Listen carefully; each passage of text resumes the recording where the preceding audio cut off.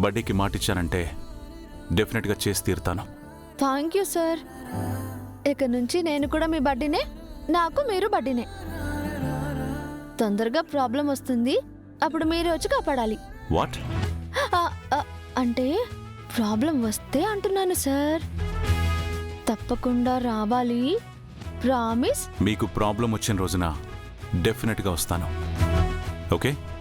Thank you RK sir. RK అంటే? అంటే రాజకుమారుడు. ఏంటి? రక్షకుడు. రక్షకుడికి షార్ట్ కట్ ఆర్కే సార్. మీరు చిట్టిని బడ్డీ అని పిలుస్తారు కదా, నేను మిమ్మల్ని ఆర్కే సార్ అని పిలుస్తాను. ఫైన్, ఉంటాను. Sir sir sir, good night చెప్పడం మర్చిపోయాను సార్. Good night.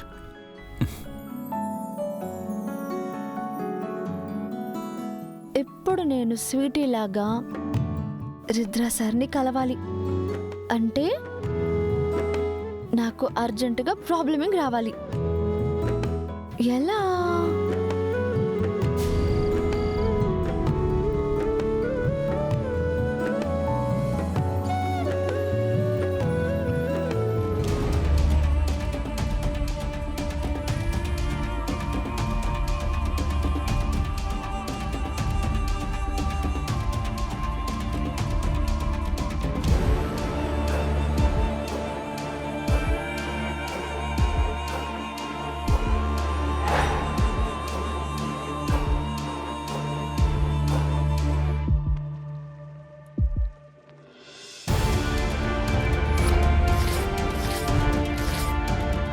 ఈ సిరిగిపోయిన ఫోటో ముక్కల్ని సెట్టింగ్స్ వేసైనా సరే ఆ పారు ఎవరు, ఎట్టా ఉంటాదో చూసేయాలి. ఇక్కడ వీటిని సెట్టింగ్స్ వేస్తే ప్రమిళ చూస్తే చెబుతుంది.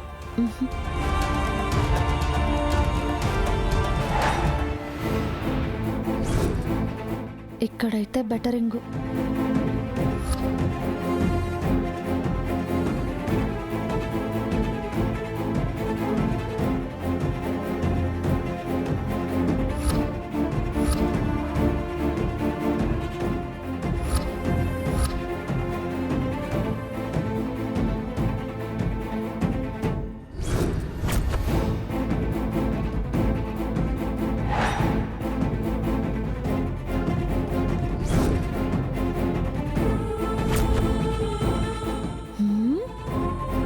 దీని కళ్ళు పెదాలు సొత్తుంటే నా అంత అందం కాకపోయినా ఒక మోస్తారు అందగత్తలా కనిపిస్తోంది. ఆ కళ్ళు చూడు, వగలాడి వయ్యారి. అలా మత్తుగా చూసే సార్ని ప్రేమలో పడేసుంటుంది. ఆ పెదాలకు ఇంత రంగు పూస్తే ఏ అబ్బాయి అయినా వెంట పడతాడు. నాలాగా నాచురల్ అందగత్తయ్యి ఉండాలి.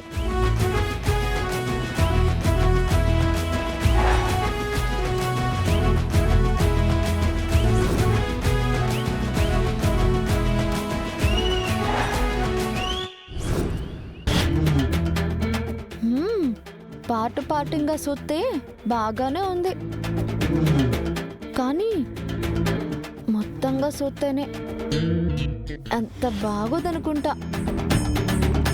ఇప్పుడు ఈ కళ్ళ క్లూయింగ్తో ఈవిడ గారిని పట్టుకోవడం ఎలాగా? ఎక్కడుందో ఏంటో.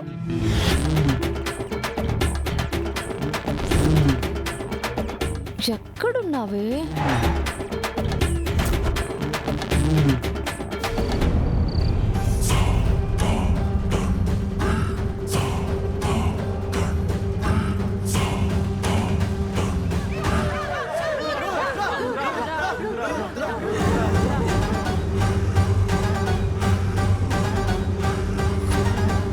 You are under arrest.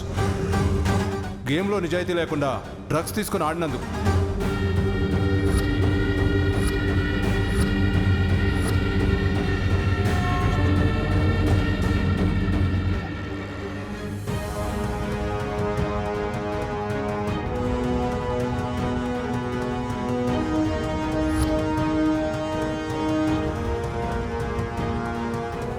అబ్బాయి ఎలా ఉన్నాడు పారు? ఎవరన్నా ఇతను? కాబోయే బాక్సింగ్ ఛాంపియన్. పెళ్ళైనా పోట్లాటైనా సమవుజ్జీలయ్యుండాలి అంటారు. అందుకే ఛాంపియన్ అయిన నా చెల్లెమ్మ కోసం జోడీగా కాబోయే ఛాంపియన్ని సెలెక్ట్ చేశాను. నువ్వు అంటే చాలు, రేపే పిలిపించి ముహూర్తాలు పెట్టిస్తాను. Male champion weds female champion అన్నమాట.